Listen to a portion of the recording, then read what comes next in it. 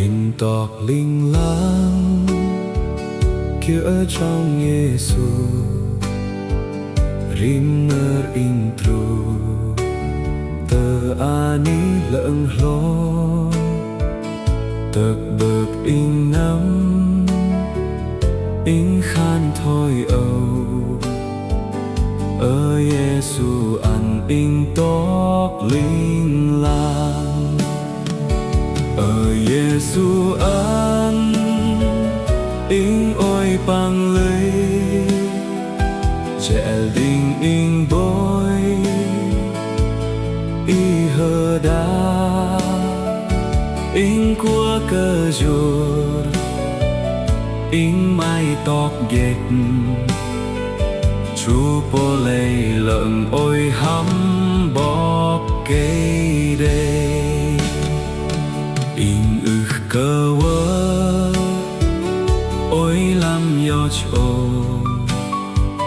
in của cơ lôi tờ drong bờ lu in wa hơ drin kia ở trong Giêsu wa truh tờ bỏ lấy lợn bóp cây đây ở Giêsu ăn in ôi bằng lấy dễ đình in bôi y hơ đá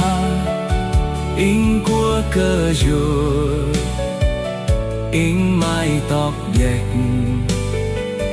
chú bố lấy lợn ôi hắm bó cây đây bao yang bơ ngó lợn mắt làm in ăn in mơ say gơi tóc linh lang in cơ hoa giờ đủ điểm nơi và pran cơ tàng tru to bơ lấy lợn ở Giêsu ăn in ôi bằng lời dễ linh in bôi y hơ đà in của cơ ruột in mãi tấp dệt ru bố lấy lợn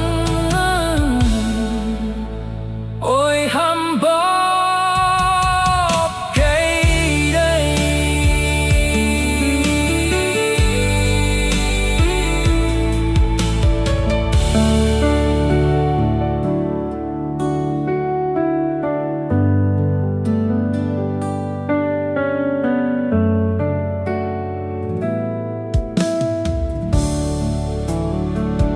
in tóc linh lang kia ở trong Giêsu rim nơ in tru tơ ani lợn lo tật bực in nắm in khan thôi âu ở Giêsu ăn in tóc linh lang ở Giêsu ăn in ôi bằng ly dễ đình in bôi bố y hơ đá in của cơ ruột in mai tóc ghét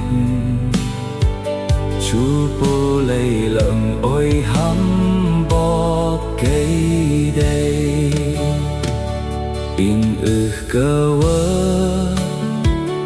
ôi làm yoch ô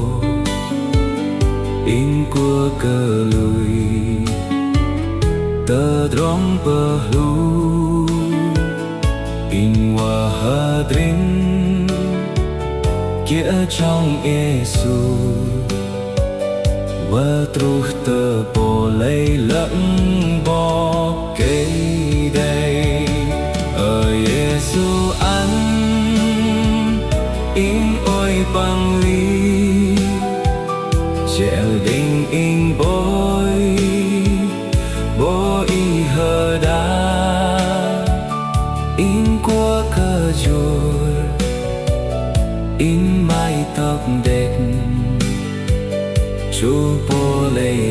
ôi hâm bồ cây đây.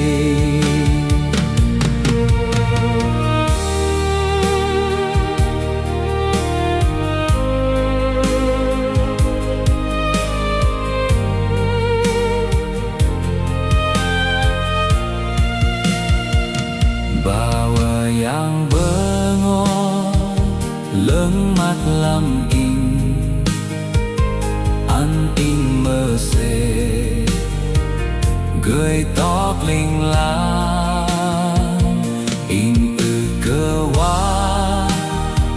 giờ đu rim nơ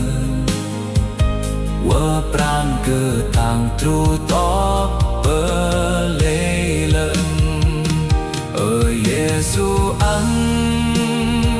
in ôi bằng ly che linh in bôi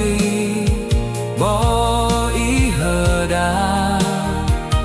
in qua cơ chùa in mai tật đẹp